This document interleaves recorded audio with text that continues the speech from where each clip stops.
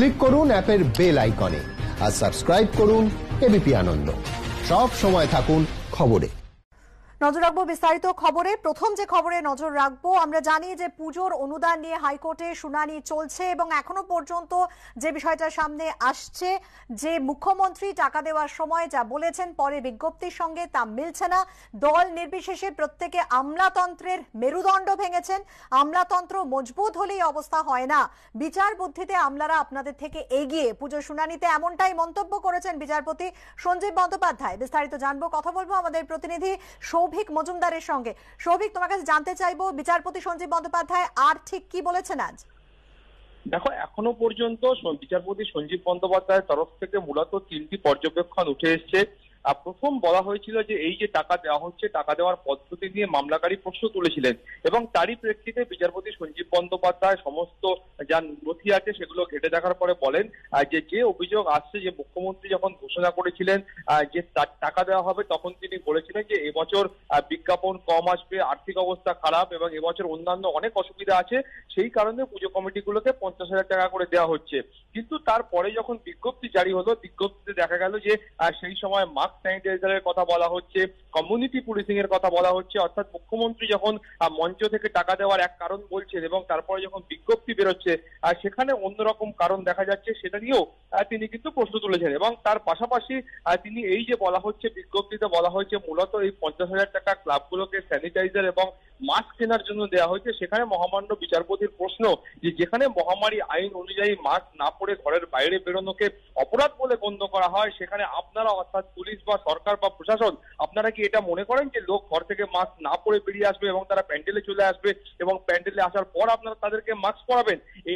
এটা কোনো যুক্তিগ্রাহ্য কারণ হতে পারে কিনা সেটা নিয়েও কিন্তু তিনি প্রশ্ন তুলেছেন। এবং তার পাশাপাশি তিনি যেটা বলেছেন যে মহামান্য বিচারপতি যেটা বলতে চেয়েছেন যে এই ব্যবস্থাতে এই যে মাস্ক স্যানিটাইজারের জন্য 50,000 টাকা করে দেওয়া হচ্ছে, সেই টাকার কোথাও একটা হিসাব রাখা প্রয়োজন এবং সেই হিসাব কোথাও এসডিও রাখতে পারেন, কোথাও ডেপুটি ম্যাজিস্ট্রেট রাখতে পারেন। এবং এখানে সরকারি আইনজীবী তার বক্তব্য ছিল যে সেটা কি আদৌ এই কার্যকর্তাদের পক্ষে বা এই কর্মীদের, সরকারি এই কর্মীদের পক্ষে সম্ভব? এবং এখানে মহামান্য বিচারপতি তার ক্ষোভ প্রকাশ করে বলেছেন যে দল মত নির্বিশেষে আপনারা প্রত্যেকে এই রাজ্যের অর্থাৎ পশ্চিমবঙ্গের যে আমলাতন্ত্র ছিল সেই আমলাতন্ত্রের পরিকাঠামোটাকে ভেঙে দিয়েছেন, আমলাতন্ত্রের মেরুদণ্ডটাকে ভেঙে দিয়েছেন।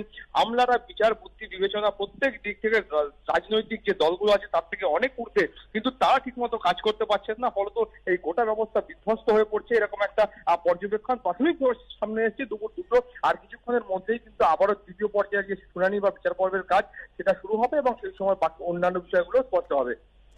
সৌভিক, তোমাকে আরো একবার যে বিষয়টা আমি তোমার কাছ থেকে জানতে চাইবো যে বিচারপতি সঞ্জীব বন্দ্যোপাধ্যায় তিনি এই যে মহামারী আইনে মাস্ক না পরা অপরাধ বলে গণ্য হয়, এ বিষয়ে তিনি যে কথা বলেছেন যে আপনারা ভাবছেন মাস্ক না পরে লোকেরা বেরোবেন আর আপনারা তাদের মাস্ক পরাবেন, এই বিষয়ে তিনি ঠিক আর কি বলেছেন আরো একবার জানতে চাইবো।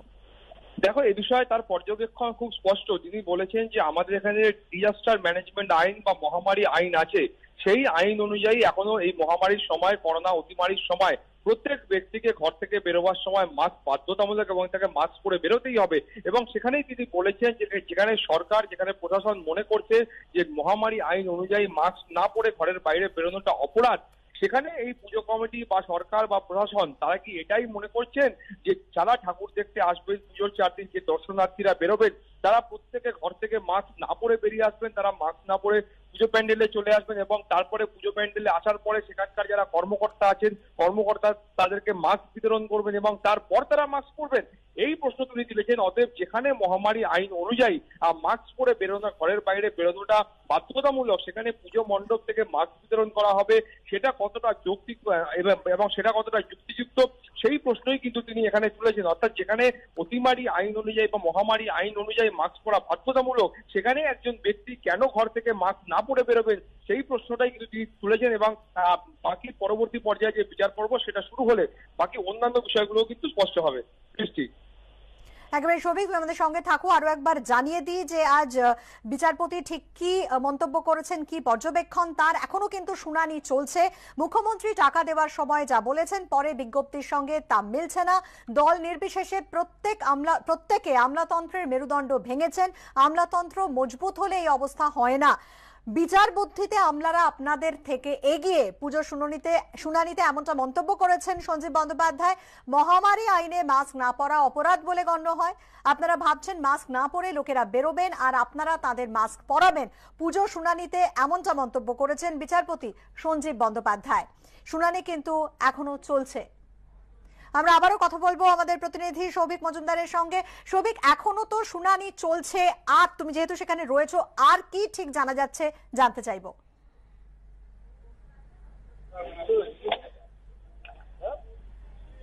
সৌভিক, শুনতে পাচ্ছ? আমাদের সঙ্গে যোগাযোগ বিচ্ছিন্ন হয়ে গেছে আমাদের প্রতিনিধি সৌভিক মজুমদারের। অবশ্যই এই খবরে আমরা নজর রাখবো, কারণ শুনানি এখনো চলছে।